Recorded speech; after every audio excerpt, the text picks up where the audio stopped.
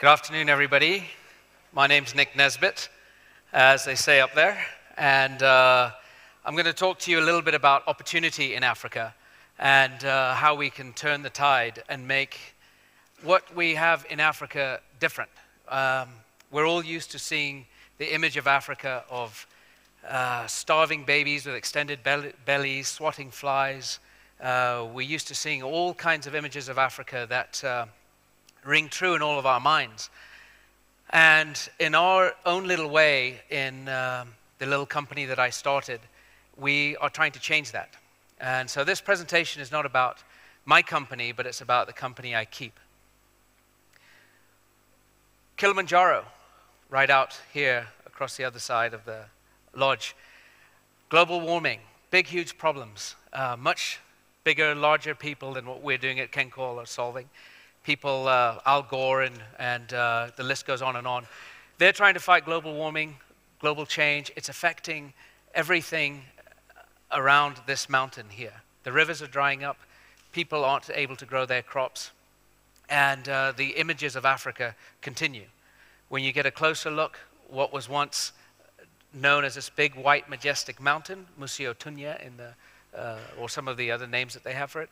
It was a great cloud in the sky, great white in the sky. It's now a barren, stark, almost, well, volcano, and very little snow on it, and there goes the ice cap. There are the very comfortable images about Africa too. Different parts of Africa. Not all of Africa is the same. Here, tourists sitting comfortably watching the Festival of Lights, and admiring what great civilizations years and years ago created, and we still admire them today. Yet, when you go to Egypt and you go to some of these other countries where great, great, great things happened, inventions of all natures, you look and you see there's very little there to show for what recent people in this continent have done. It's an absolute tragedy. You go out here a few kilometers even, and you see the majestic splendor of Africa. Hopefully everybody here will be able to go on a safari if you haven't yet. But another image of Africa, it's just comfortable. It's very quiet. I mean, the birds, the animals, everything, you just can't quite capture it anywhere else. Another stark reality of Africa, it's not just the animals that are dying, but the children, or not just the children, it's the animals. If it's not one, it's something else. This was a large hippo that didn't have enough strength to make its way back to the river. So it just sat there and died. And that's a skeleton of it. There are other positive images about Africa. Kenya, Ethiopia, Eritrea, South Africa, Tanzania have some of the greatest long-distance runners in the world. All a reflection on the stamina of the African women and men, women in this case. And it's picked up, right? It's picked up and it's watched and it's noticed by the big sporting brands of the world, be it Puma, Nike, Reebok, whoever. They all recognize the greatness, and what do? They give the African athletes the opportunities to fly across the world, live in wonderful accommodation, win marathons, and come back and make a difference in their countries when they come back home. There are other sides of Africa. There are people who run very well on two legs. There are people who ride very well on two wheels. This happens to be my brother, who is an avid mountain biker and also my business partner, but we'll get into that in a little bit. There are lots of sides to Africa, and I was actually talking to somebody last night, several people last night, about, what is Africa? What is Africa? And you can tell by the accents and the dress and the things people have spoken about today and things many of you have seen in Africa that there is no one picture of Africa, right? It's such a study in contrasts, and there's such diversity. There's such diversity in people, in ideas, in thinking. There are African people that I sit with who are the most staunch right-wing Republicans that make, for those people who know, the Newt Gingriches of the world look like liberal Democrats. There are people on the other end who are saying that anybody with a shade of skin, anything darker, anything lighter than ebony should not be on this continent because somehow they're not a real African. I am considered not a real African. We'll talk about that in a little bit. There are people who run around not on 2 wheels, but on 4 legs and have a wonderful time. Many of these people that you see riding these beautiful ponies here, riding around in Nairobi, their parents or grandparents went to school barefoot, right? But at the Polo Club, $200,000, $300,000 Range Rovers are parked. Taxes, that's what makes cars like that so expensive. Yet they have the ability to pay it. For some of them, their fathers were very interested in, let's say, the Germans coming to bring contracts into Kenya. Not really the Germans. And some of them did it out of their own sweat and tears. We have some of the greatest sports men and women on the planet who bring amazing technology onto the continent, and in this case, race their cars as well as anybody could race a car on such conditions. See, what has happened is people have learned to master what they have out there. And it's very important to know how to drive a car on really dangerous conditions, because you never know what's going to happen, right? So the whole challenge is one of survival. The whole challenge is, how do you make a difference every day in your own particular life, regardless of where you sit in the social strata. For those of you who have really good eyes or know Swahili, what that says is clean white flour. So that truck will probably was probably turned back on its wheels and sent back, and it was sold as clean white flour that turned into people's food every day. Huge challenges living in Africa every day. A matatu, as they're called, which is a little minibus that has the motto that there's always room for one more person. That driver and I did not quite understand physics and thought he and I could occupy the same place at the same time. But thankfully to British engineering, we were able to walk away okay. There are other images of Africa. Children. There's a saying that says, an African never walks alone, right? And watch as you drive around here. You'll rarely see one person walking alone for very long. They might leave their home alone, but no sooner have they walked past the next compound or the next intersection, they'll be joined by somebody else and they'll walk together.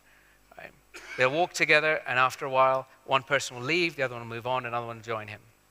There's complete joy out there. For the people who think that everyone is suffering, they're not really suffering. There are a lot of really, really happy people. But from our perspective, where we can stay at hotels like this and fly in the sky to get here, it looks like they're suffering. However, they're suffering and they're suffering. Yes, these children are happier than everything. Some of them up there look like they're growing, they want to grow up and become Bruce Lee. But when they go home, you don't know what they have to put up with. No food, no electricity, abusive parents in all ways and forms, scary neighbors, a life that is unpredictable. They don't know if they're going to get killed by a big man with a big machete, or they're going to get killed by a small mosquito, or something that is in the air, or something in the water that even microscopes have a hard time seeing. Every single day, it's a battle for survival. Every single day. Every single day, the people that we heard about in Ghana who work in the civil service are the same people working in all the other governments all over Africa, and they're dealing with how do they survive at all levels of it. It doesn't matter what skin color you are, whatever. But at the same time, you can have a wonderful time doing it, a wonderful time living in Africa. I spent some time watching these children. They were about to go into a classroom. The bell was ringing. It was 2 o'clock. They'd had lunch, and they didn't have any water. So they were very excitedly chattering, going one after another, trying to lick the last drop out of that tap.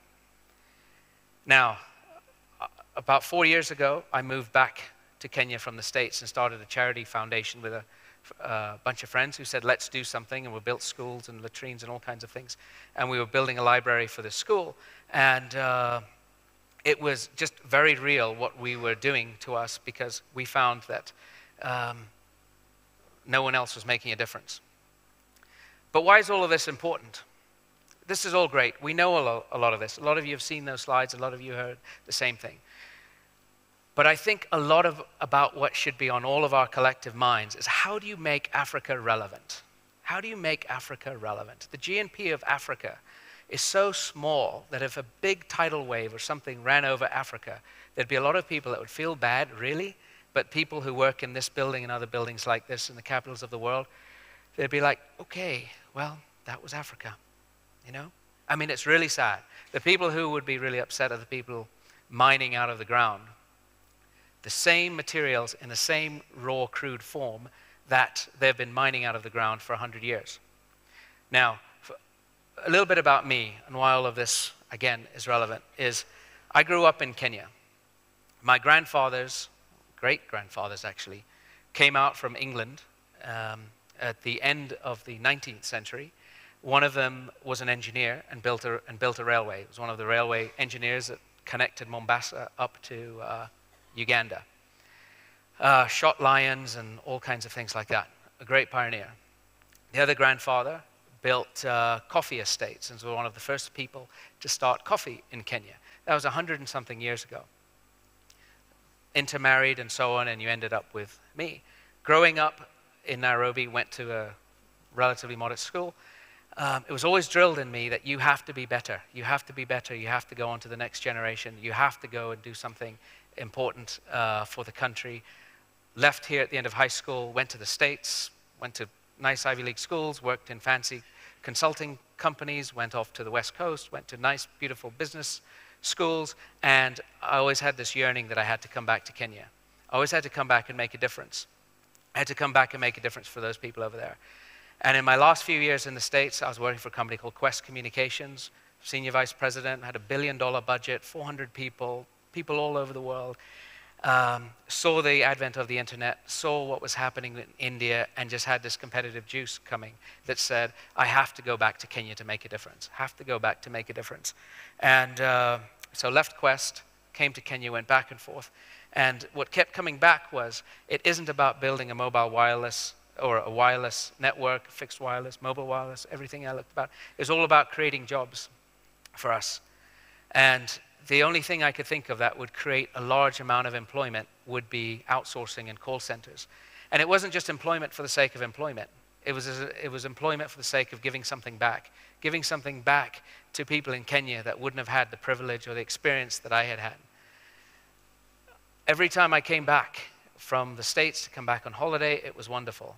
But you'd see other parts of Kenya where it wasn't wonderful. You'd see the long or the distant cousins coming over to the house who would take public transportation, and it was very hard for them.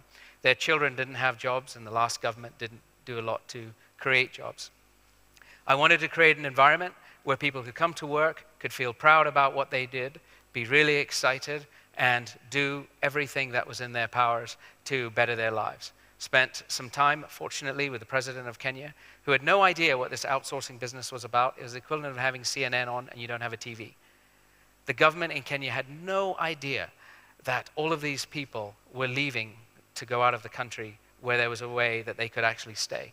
So that's where we coined the term, you can work abroad from home. You can stay in Kenya, get meaningful work, and promote the economy. Spent a lot of time with government officials who supported us. And fortunately, Kenya is one of those governments, or it has a government, which has been extremely, extremely supportive. The whole idea behind KenCall was expand yourselves. It is just as a gas expands the space available, give people a lot of freedom. It's glass walls. Any wall that is glass you can see through, any door that is glass you can walk through. Express yourself. This isn't how people dress every day, but we have Academy Awards nights, we have fun nights, we have dress-up days, we have traditional go back to high school uniform days, all kinds of things. But this was not an easy thing to do. We started with a lot of fanfare, a lot of government attention, a lot of press attention. If you look at right here now, it looks kind of like a scraggly place. There are about 25, 30 people working. That's on a good day. We're rushing like crazy, and I have given my life to leave the States and come back to Kenya. Come back to Kenya saying that I've had a wonderful life leading up to here. and I'm just going to go plant this seed and make it work. This is the difficulty of doing a business like this in Africa. Nobody knows you. No one cares about you. No one really wants to move their business to you. Nobody gets fired for moving their call center to India, right? People get fired for moving their business to Africa. I have to struggle and keep this business going. Here's a picture of my general manager from Scotland, Dave Stewart, who came out on a spying mission from another call center in South Africa to see us for 2 weeks, saw what was possible in Kenya and how he could change the world in his own little way, and joined me. Right? We're sitting in the Marriott Hotel near the airport in Cairo. The night before this, I closed out the last dollar of my 401k, right? And Morgan Stanley, vice president, who loved me, was inviting me to every seminar and every golf game and giving me leather bags and trips and all of this kind of stuff, said, sorry, Nick, we no longer look after clients like yours, right? So my account was frozen, the checking account was frozen, everything was frozen. So we're sitting here in Cairo, we're counting our money over and over and over again, and we didn't have enough money to check out of the hotel. We kept going back to the ATM machine, looking for money, and we couldn't. The only way we got out after we came up with a really ingenious plan to slip by the big Egyptian guard was when we looked at the money again and we realized we were confusing a 200 note for a 20, and we found we had enough money to get out. All right. Here I'm sitting with my brother. This is at 6:15 in the morning. We've been awake for however long that is, since the day before, because an American client said, you've been doing business with us for a week, one of your guys made a mistake, contract is over, right? So we're sitting there all night trying to get proof using all of this BCG and analytical slides and all this stuff to prove why we actually were doing a good job, right? It's now turned out to be a full thriving center, 300 people doing work for clients. Some people in America might recognize a product called Rascal, which helps people move around. And it's also opened up doors for us to connect to people elsewhere in Africa. This is a Tanzanian cell phone company that couldn't handle the million calls it was getting in customer service. If you dial 100 today, you won't get through. If you do get through, you'll get through to our center next door. This is the deputy, the number 2 guy at the World Bank who came to visit us. Fortunately, we've had visits from people like that who has now given us a subsidy to help on our bandwidth. We're really happy 2 months ago when Thomas Friedman really got what we were doing and understood that Kenya, Africa can also contribute to the world being flat. Some other people are creating strange expressions in my eyes when he starts talking about co-branding and building huge centers together while he talks through clenched teeth. Ours has been a struggle. Ours has been a struggle of money, right? I always thought I'd always had more money than I ever needed. I used to say to my wife or ex-wife, why balance a checkbook? You know you've got enough money, right? Now, or recently, I was saying, why balance a checkbook? You know you don't have any money. But fortunately, the challenge in Africa is one of capital. There's so many challenges in Africa, but they can be solved. This picture shows some people that came to Kenya and they believed in what was happening in Africa. These are some large industrialists of all backgrounds in the Netherlands who decided to put some money into a growth fund for Africa. And they came and they invested in our business. They didn't take a huge chunk, but they brought a lot of advice, and hopefully one day with IPOs and so on, things will be a little different for all of us. But I'm getting pulled off the stage. No, actually you're not, but your time is up. Okay. But I wanted to have a conversation with you. I mean, this is a huge deal, okay, what's happening here. At least I think it's a huge deal. But there's a sense in which I'm disappointed in your talk, and I'll tell you for why. You're using the language and the sort of tone of an aid project, of an NGO project, of, I mean, you've had this, childhood in Kenya, and you're kind of coming back because of the need, and you must make a difference to the people. And that's fantastic, and it's heroic, to you. But this idea, which could be huge for Africa's future, has no chance of taking off until you can describe it in the language of business opportunity. You've got African labor at arguably, I think I was, maybe available at half to a third of the rapidly accelerating cost in India. Broadband connection may not be that available here. It's coming. There are chances going. You've got an educated population. You've got governments that are starting to believe in this. Isn't this a huge opportunity for both yourself and for others? And can't other countries look at this? We've got Rwanda trying to position itself now as the Singapore of Africa and trying to build a knowledge economy. So this can't be done as an aid project, surely. No, you're absolutely right. This is about pure roll-up-your-sleeves finances. The big wake-up call for me was when I stepped out of the phase of I'm trying to save Africa to I'm trying to get a business going that can stand on its own 2 feet. Well, see, I love that. And for this audience especially, I think bang that drum. It's weird, sometimes the sort of money is the only way. I don't think that's right either. But here, if this is to take off, it feels like a giant opportunity for the continent. And I'd love to hear you say that, okay, I came over because I had a bleeding heart, right. But you're going to make money out of this. You're going to be a huge local entrepreneur and build a giant business out of this, aren't you?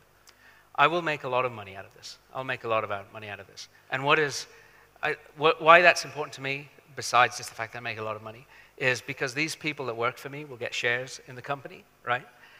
They will go through an IPO that will be massive, and anyone who leaves will suddenly see that it's possible, that a Kenyan can do it. Nik, thank you for saying that, and thank you very much for your vision on this. Thank you.